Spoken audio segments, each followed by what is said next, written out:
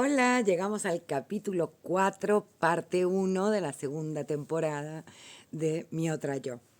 Vamos a analizar este hermoso capítulo que empieza con una escena muy bonita de papá de Hada enseñándole a nadar, hablando de la ley de Arquímedes, la historia de Arquímedes, haciendo un relato gracioso y donde muestra, ¿no?, el apoyo, la relación, la mirada de la mamá de Virgin hacia el padre con su hija, cómo aprueba esta existencia, ¿no?, del padre. En, en, en esa escena se ve mucho amor entre ellos, ¿vale? Es la primera escena bonita con la que empieza la serie, porque tuvimos un parto doloroso, tuvimos la exclusión de Muko embarazada y tuvimos los militares asaltando como consecuencia la muerte de un niño. Entonces, son estas... Los tres primeros capítulos hablan de los hijos, hablan del embarazo, hablan también de los padres, evidentemente, pero en esta empieza con la relación bonita de unos padres. Entonces, esto nos va a llevar a Sebji inmediatamente porque repara la relación con Muko y la repara con alguna condición, es decir, háblame de mi padre, para mí esto es importante.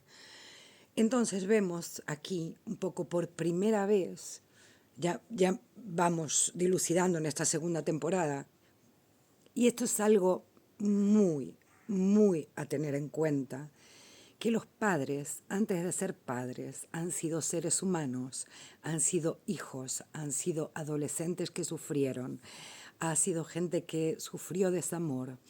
En algunos casos pasaron guerras, calamidades, hambre. No son solamente nuestros padres son esas personas que conocimos a partir del día que nacemos o en la matriz perinatal, pero nuestros padres son seres humanos, no son solamente padres. Entonces nuestra mirada y nuestro juicio suele ser siempre en ese sentido, en cómo es como padre, cómo se ha comportado como padre o como madre, como si fueran personas que su vida, aparte de nosotros, es inexistente. Entonces aquí nos lleva, nos traslada también a este lugar tan importante, porque si no podemos comprender y abrir la mirada hacia nuestros padres como seres humanos que han sufrido, que han tenido sus peripecias y que también tienen un árbol detrás y que también portan cargas detrás y que también han aligerado cargas y han resuelto otras cosas y han aprendido a vivir, igual que estamos haciendo nosotros, que han hecho el intento y que han hecho también lo que mejor pudieron, aunque sea terrorífico lo que han podido, ¿vale? Decir, es que no pudieron hacer otra cosa, igual que nos pasa a nosotros tantas veces, ¿no?, que queremos salir y salir de un conflicto y parece que algo nos pone, como hay un dicho aquí, ¿quién me pone la pierna encima para que no levante cabeza? A veces pareciera que la vida nos pone la pierna encima. Esto mismo puede estar ocurriendo o pudo haber ocurrido con nuestros padres, con nuestros abuelos, con nuestros bisabuelos. Entonces, es un gran fundamento esto, porque nosotros venimos de ese árbol, ¿no?, de raíces profundas, y que a veces las raíces están enfermas desde muy abajo, desde que fue plantado ese árbol. Entonces traemos historias que son muy lentas y muy difíciles para que lleguen a las ramas, ¿no?, que ya hablamos de este tema, ¿no?, de la medicina de las raíces, a veces tarda un tiempo en llegar a las ramas. Entonces aquí vemos cómo, bueno, se repara la relación de Sebji con Muko, esto es importante. Sebji aquí le pone una condición que es háblame de mi padre, entonces ya puede incluir al padre. Y aquí también se comprende, yo no te hablé porque esto es muy doloroso, realmente hace falta, ¿no? Decir, esto para Muko es una historia de película de terror, ¿no? Es decir, embarazada, expulsada, excluida, sola, en esta sociedad, en esa época, asesinan a su amor teniendo a su hija en el vientre, es decir, ¿qué más podía pasar? ¿Qué más podía pasar? Entonces, remover esto para ella es dificultoso. ¿Qué pasa? Hay una escena graciosa donde Muko es salvada por la campana de Fico que lleva a una mujer en la moto, desata los celos de Sebji y va en la persecución como en las películas policiales. Entonces vemos también la reconciliación de Sebji con Fico y aquí hay una escena muy importante que es cuando empiezan a hablar de lo que han pasado cada uno cuando estuvieron separados, que ninguno se echa en cara en forma de discutir al otro, ¿no? Sino que habla de sí mismo. Yo no estaba bien, yo no podía con otra cosa. Yo quise ser cool, quise hacerte caso, no seguí mi corazón, ninguno de los dos siguieron su corazón. En realidad los dos necesitaban del otro, pero se habían quedado en la superficie de esta discusión y ahora pueden adentrarse en eso.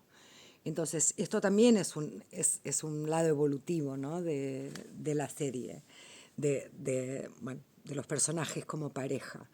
Es decir, yo de lo bueno devuelvo un poco más y de lo malo devuelvo un poco menos. Esto es lo que mantiene el equilibrio. De esto se trata el equilibrio entre el dar y el tomar, ¿no? Para que una relación siga existiendo.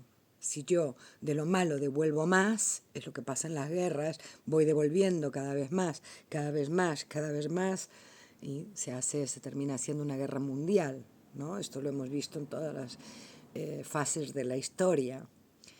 Cuando voy devolviendo, no mucho más, porque si no después, ¿os acordáis que hablamos del equilibrio del dar y el tomar? Si yo devuelvo muchísimo, transformo al otro en deudor, entonces tengo que ir con más calma. Hago crecer la relación poquito a poco. Cada uno va teniendo ganas de devolver algo bueno al otro. Bien, esto en Sebji aquí avisa a todos que no quiere hablar del hospital, que no quiere saber nada de esto para que se corte la conversación en cuanto a conocer sus estudios y demás. Entonces vemos cuando habla con la doctora que hay metástasis en varios órganos y ella decide como adulta no continuar el tratamiento. Otra vez la envoltura de los secretos, ¿no? Sigue habiendo esta envoltura de los secretos, pero bueno, tiene derecho a no pasar otra vez por todo este malestar y, y por esta sensación de enfermedad. Yo creo que aquí ella decide amarrarse y vivir la vida que le queda intensamente en lugar de estar mucho tiempo a medias, como ha estado los últimos años del tratamiento. Bueno, en realidad como había estado toda su vida, hasta la enfermedad, ¿no?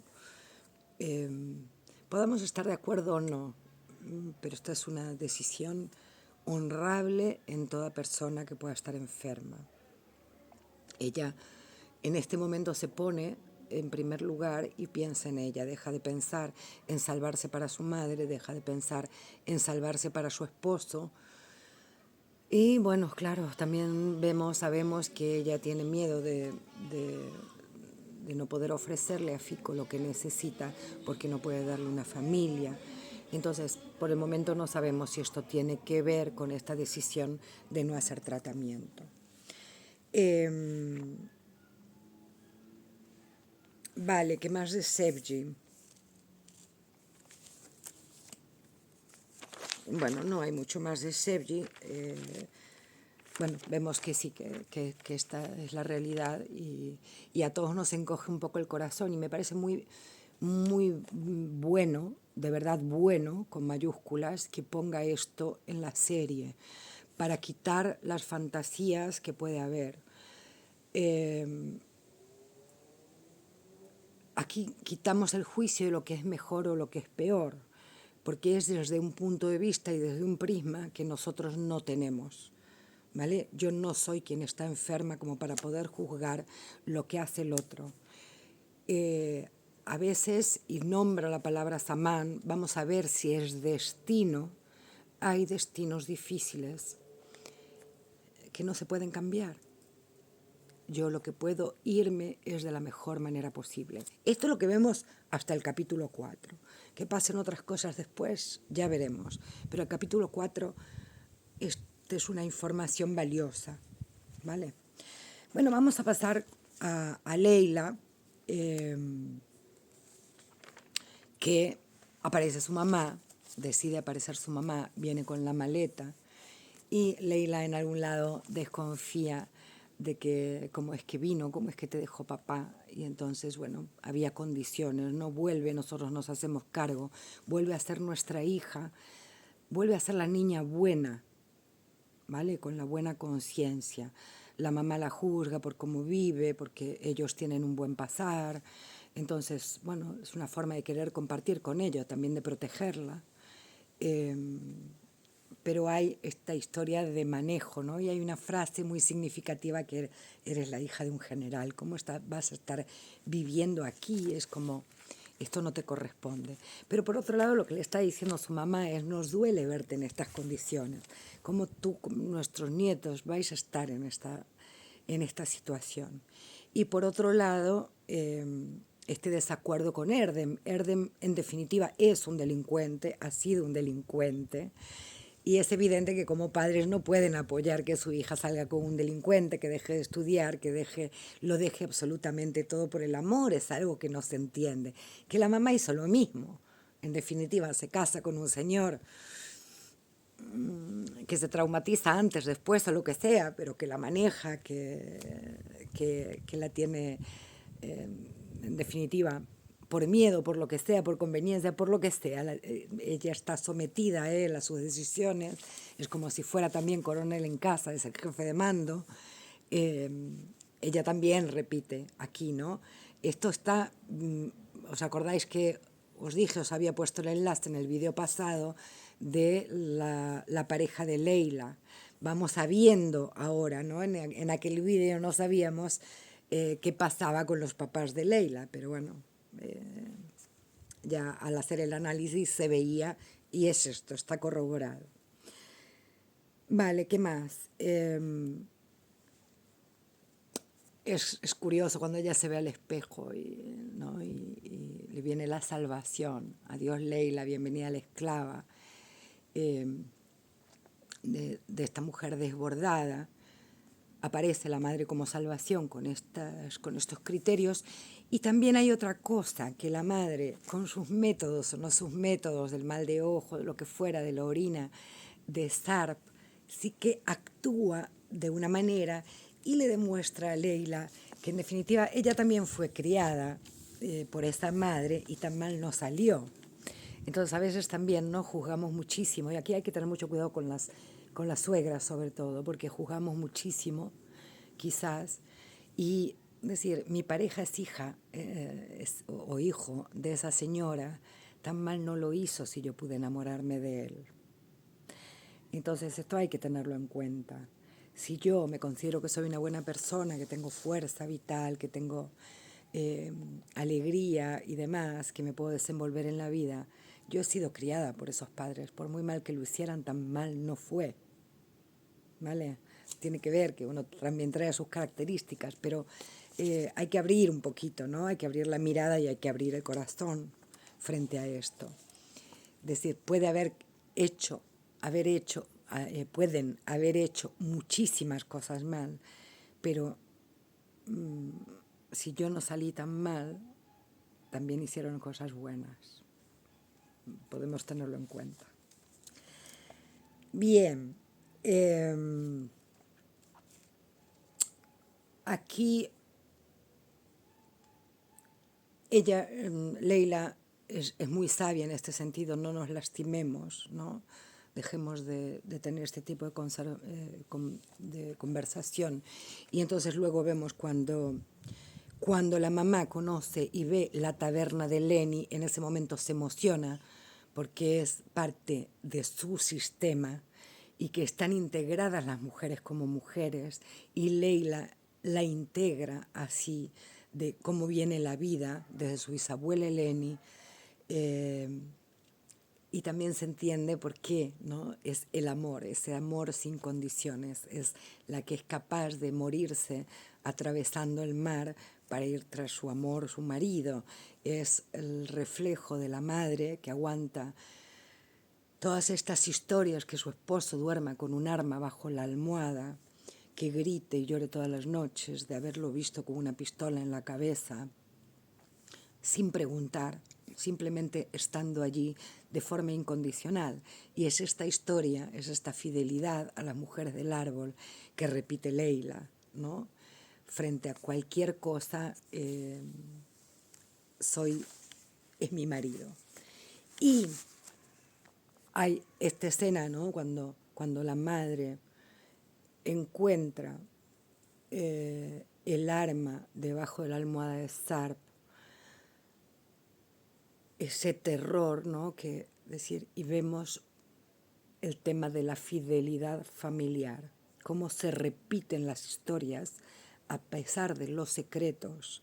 El abuelo lleva un arma, su marido, su padre lleva un arma, el niño pone un arma debajo de la almohada, y vemos que tiene que ver también con el miedo, el hacerse pis en la cama, porque esto es simultáneo, se deja de hacer pis en la cama, al día siguiente encuentra el arma bajo la almohada, ¿no?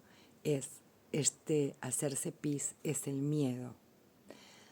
Entonces, interesante, porque esto tiene que ver con la fidelidad al abuelo, con la fidelidad al padre, y tiene que ver con la fidelidad al niño fallecido, ¿vale? Esto que le pasa a Sarp. Entonces vemos cómo esta gran telaraña, ¿no? Sistémica une todos los puntos y todo tiene algo en común, algo que roza, algo que se choca. Entonces, bueno, interesante, ¿no? Y hay una escena impresionante que es como Erden viene medio en secreto y la cara de ella es de miedo en ese momento, no es alegría, piensa, te escapaste, por Dios, ¿en qué otro lío vas a meternos? Y la defensa de la niña. Esta conciencia de Leila también es maravillosa como símbolo. Decir, yo ahora tengo una niña y no me gustaría que saliera con un tipo como tú, ¿no? Este instinto de protección. Entonces vemos cómo puede, cómo la madre queda integrada aquí, ¿no? Después de aquella constelación que hizo con su papá y demás, puede también integrar a su mamá. Wow, es súper rico esto, ¿eh? Un beso. Ahora el segundo capítulo, la segunda parte del cuarto capítulo con Ada y la constelación de Ada, que está jugosito el asunto.